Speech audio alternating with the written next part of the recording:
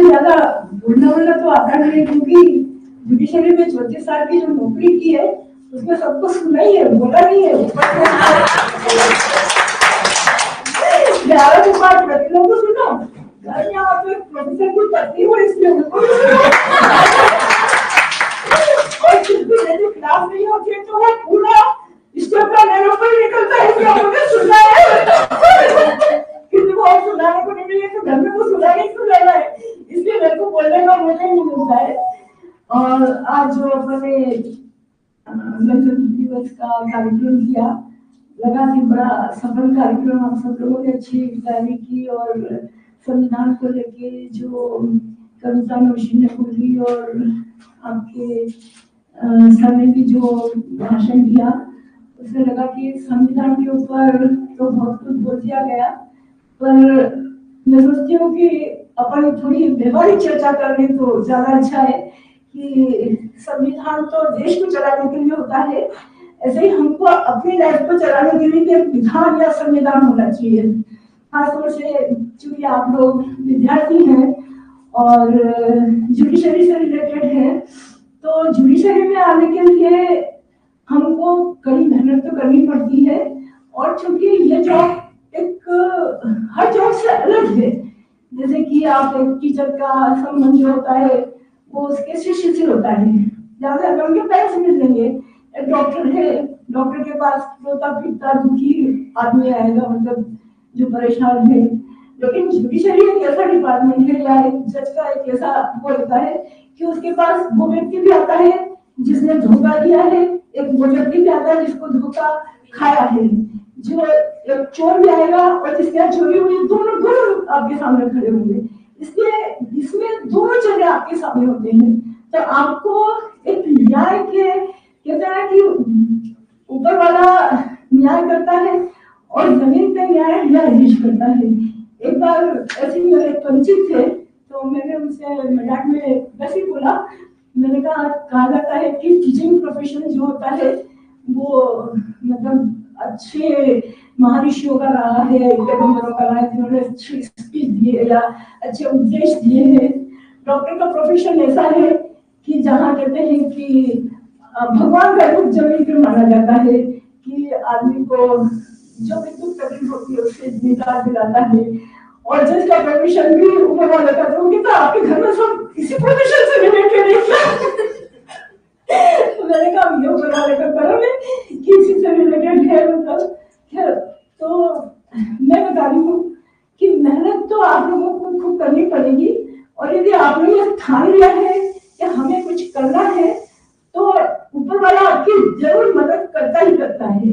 क्योंकि मैं कभी ये सोच भी नहीं सकती थी, मैं छोटी थी तो इतना था कि बस मुझे पढ़ना है, क्या पढ़ना है, कैसे पढ़ना है, कहाँ जाना है, कुछ भी नहीं पता था।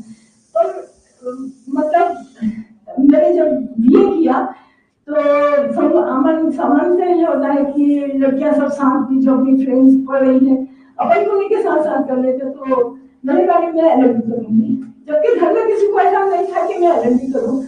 तो मेरे भाई ने बोला कि नहीं तुम्हारे साथ की सब लड़कियां एमए कर रही तो तुम क्यों नहीं कर लो।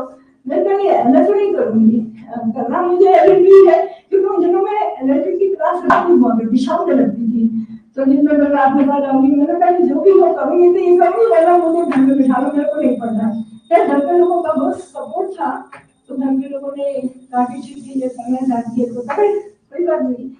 फिर मैंने एलएलबी किया।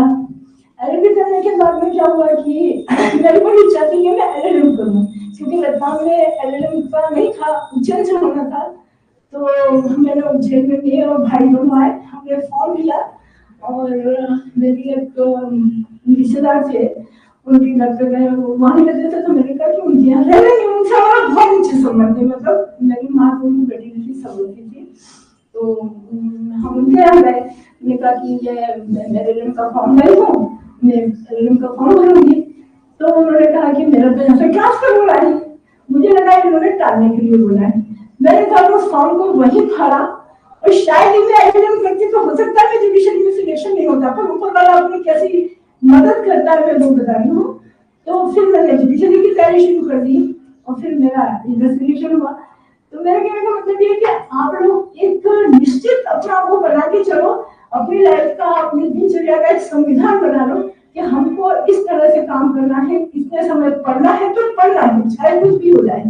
जैसे मैं कई बार ऐसा होता है घर के लोग कहीं जा रहे हैं, मैं बोलती थी आप लोग तो बांध के ताले लगा के चले जाओ क्योंकि कोई आएगा डिस्टर्ब होगा। तो मुझे जितना टाइम पढ़ना होता था बिल्कुल पढ़ना ही है। तो आप लोगों को भी निश्चित बना के रखना पड़ेगा कि हमको इतने टाइम पढ़ना है तो पढ़ना ही है। क्योंकि आप ये सोचोगे कि हम बिल्कुल एग्जाम के टाइम में पढ़ाई कर लेंगे तो नॉट पॉसिबल, क्योंकि भविष्य किसी ने किसी का नहीं देखा, हमारे साथ कौन सी अद्भुत घटना घटती है, कौन सी परिस्थितियां ऐसी आती है कि हमको एग्जाम के टाइम पे हम नहीं पढ़ पाते। कुछ लोग होता है रात में पढ़ रहे हैं, पूरी रात पढ़ रहे हैं, पर मेरे साथ क्योंकि ये मेरा अपना पर्सनल एक्सपीरियंस मैं आज शेयर करूंगी, हालांकि पर्सनल बातें आप लोगों को इंटरेस्ट नहीं आएगा।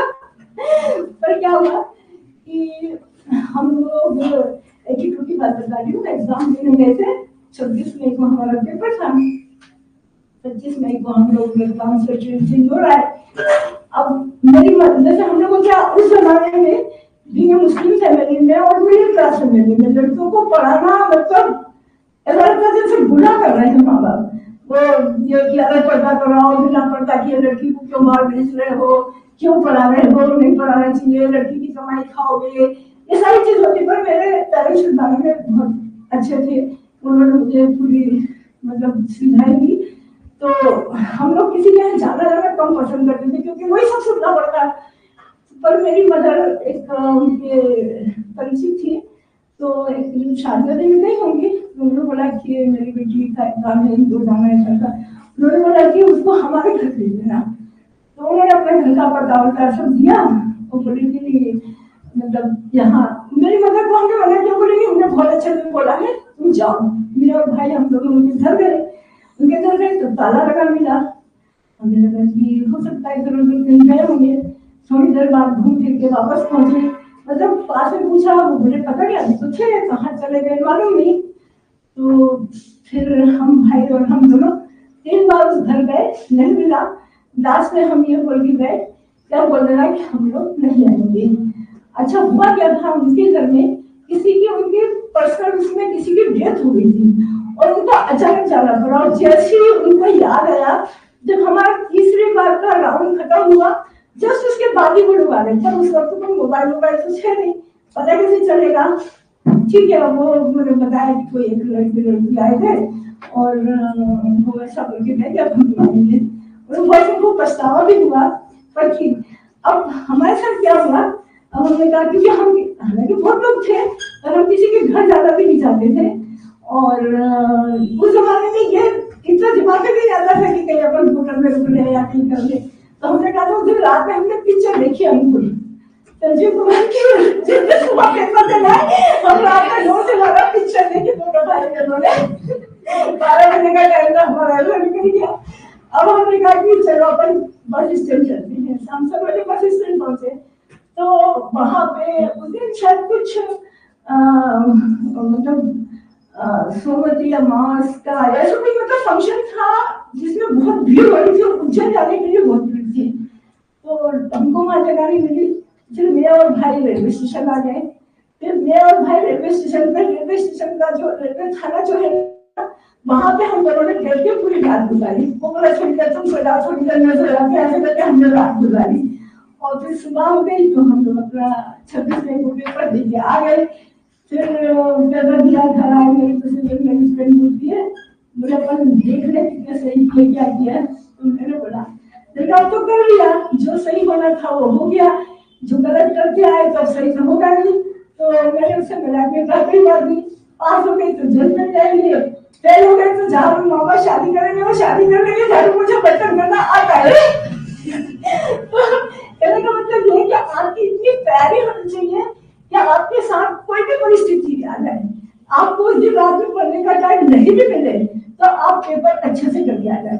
ये आपकी इतनी तैयारी होगी, और ये तभी आप कर पाएंगे जब आप एक दिनचर्या का एक संविधान बना लें, एक विधान बना लें कि मुझे ये काम इस टाइम पे करना है, मुझे ये काम इस टाइम पे करना है। और बाकी आप सब लोगों के लिए मेरी दुआ है कि आप सब लोग सक्सेस हो और जुडिशरी में आए जैसा मुझे हुआ इतना ठीक है मैम।